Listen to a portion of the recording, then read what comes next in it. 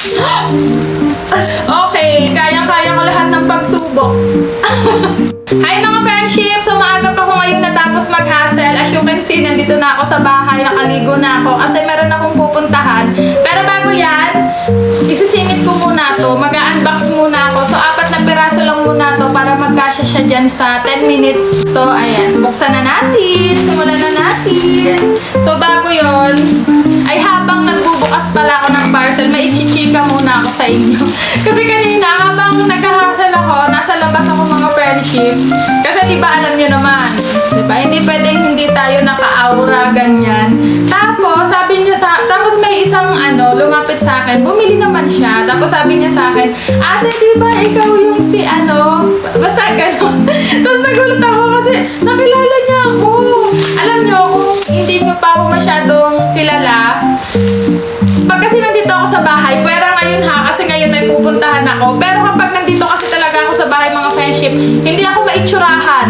Alam kong hindi lang ako yon, di ba? Tayong mga babae, kapag nasa bahay, komportable tayo. Kaya alam niyo yun, ang damit ko sira-sira. Tapos naka-duster ako, duster pa yun ni mama. Tapos natatawa talaga ako kasi sabi ko, ala, oo, ako yun.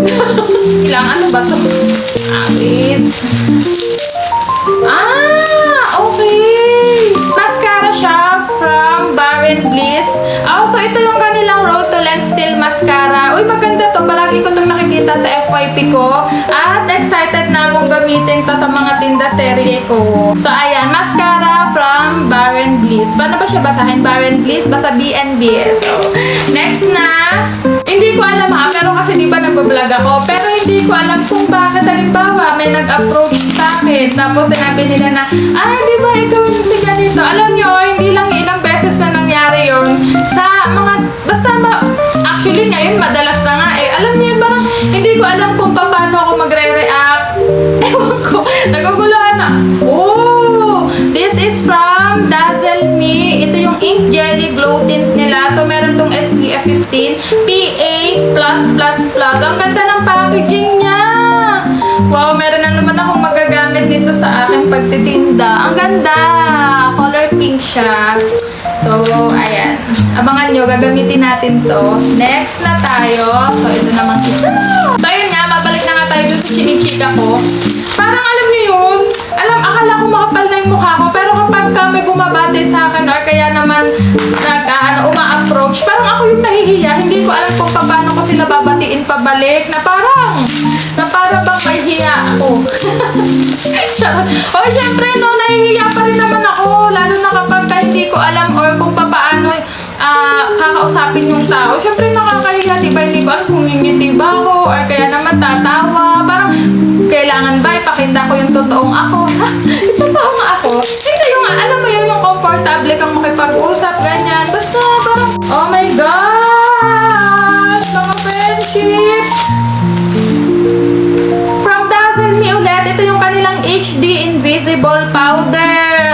Palagi ko rin itong nakikita sa FYP ko. Alam niyo mga friendship, baka sabihin nyo, hindi mo alam yung parating sa'yo. Actually mga friendship, wala naman kasi siyang nakalagay talaga na, or wala siyang nakalagay na pangalan ng item. Ang nakalagay lang is yung pangalan ko at saka ng warehouse na pinagalingan ng item ha. Nililinaw ko lang sa inyo, baka sabihin nyo, ang ganda! This is from Dazzle Me. Ang ganda nito. Palagi ko rin itong nakikita sa FYP ko. Ang ganda oh. Ito yung kanilang powder. Tapos meron na rin siyang sponge ba yun? Basta yan. Ang ganda. Then meron na rin siyang kasamang mirror. Ang ganda niya. So excited na akong gamitin to. Diba? Paano ba naman tayo nito papangit kung merong mga nagpapadala sa atin ng mga pampaganda na talaga namang alam nyo na legit at marami nang gumagamit sa mga kababaihan. Diba nakakadagdag ng confidence kapag meron kayong mga ganito. So next na tayo. Alam nyo na napakarami ko kasing chika kaya talagang hindi pwedeng maramihan yung pag-o-open natin.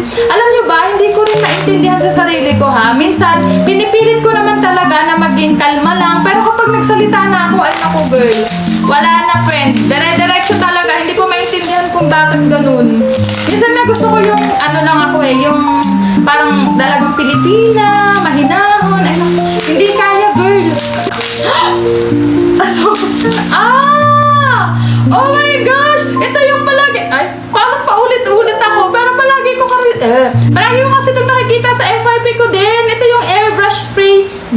blush ng Dazzle Me. O, diba? Napaka-OA. Masisisi niyo ba ako, friend, kung ganito ako ka-OA? Kasi, paano natin maipapaliwanag sa ibang tao? Paano natin masasabi sa ating mga partner, sa ating mga asawa, yung saya na nadudulot sa atin kapag ka meron tayong mga ganitong klase ng makeup, ng mga pampaganda, di ba? Napakasaya sa puso. Like, parang, okay, kayang-kaya ko lahat ng pagsubok.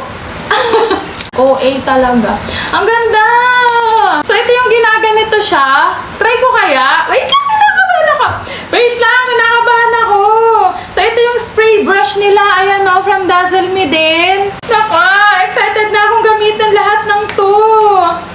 So, ayun lang naman mga friendship for today's video. Actually, nagmamadali na talaga ako. Medyo isiningit ko lang tong pag-unbox para makita ko na yung mga parcel na dumating sa akin. So, abangan niyo yung paggamit ko nito sa ating mga tinda serye at sa pagbuboost ng confidence ng kapwa natin babae. So, yun lang.